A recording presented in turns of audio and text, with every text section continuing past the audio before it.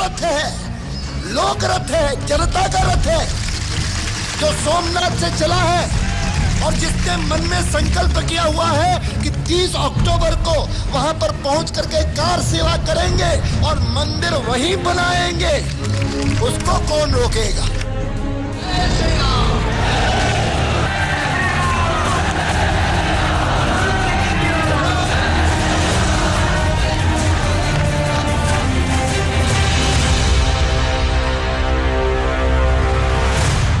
बाबरी के ढांचे को गिराने की तैयारी पहले से ही की गई थी। 5 दिसंबर की सुबह इसके लिए अभ्यास भी किया गया। 2009 में गठित लिब्राहन आयोग के मुताबिक विवादित ढांचे को गिराने के लिए अभ्यास किया गया था। इससे जुड़े कुछ फोटोग्राफ आयोग के सामने प्रस्तुत किए गए थे।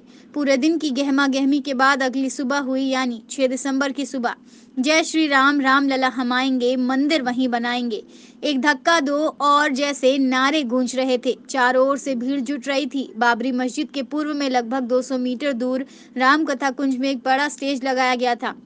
यहाँ वरिष्ठ नेता, साधु संतों के लिए मंच तैयार किया गया था।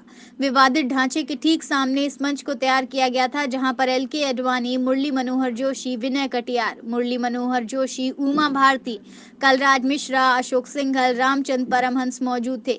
सुबह 9 बजे का समय था। पूजा पाठ हो रही थी, भजन कीर्तन चल रहे थे, डीएमएसपी सब वहीं थे। करीब 12 बजे फैजाबाद के जिला मजिस्ट्रेट और पुलिस अधीक्षक ने बाबरी मस्जिद, राम जन्मभूमि परिसर का दौरा किया, लेकिन वो आने वाले तूफान को भांपने में विफल रहे और कुछ ही देर में माहौल पूरी तरह बदल गया। विहिप नेता अशोक सिंघल माइक से बोल रहे थे कि हमारी सभा में अराजक तत्व आ गए हैं।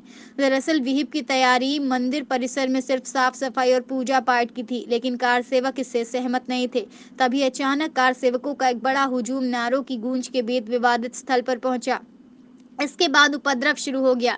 भीड़ बाबरी के ढांचे पर चढ़ गई। अब गुंबदों के चारों ओर लोग पहुंच चुके थे। उनके हाथों में बल्लम, कुदाल, छेनी, हथौड़ा जैसी चीजें थीं, जिसकी मदद से वो ढांचे को गिराने वाले थे। हालांकि कुदाल फावड़े के साथ आगे बढ़ रही थी। भीड़ को रोकने की काफी कोशिश की गई। इस दौरान संघ के लोगों के साथ उनकी छीना झपटी हुई, लेकिन भीड़ कहाँ रुकने वाली थी। जिसके हाथ में जो मिला चलता बना और गुंबद को ढहा दिया। 2 बजे के करीब पहला गुंबद गिरा। खबरें मिली कि पहले गुंबद के नीचे कुछ लोग दब गए। इसके बाद 4 से 5 बजे तक सभी गुंबद गिरा दिए गए। इस दौरान सीआरपीएफ ने कार सेवकों को रोकने की कोशिश की, लेकिन उन पर पत्थर बरसने शुरू हो गए, जिसके बाद उन्हें पीछे हटना पड़ा। तमाम सुरक्षा व्यवस्था के बाद भी यही हुआ और राज्य की कल्याण सिंह सरकार देखती रह गई।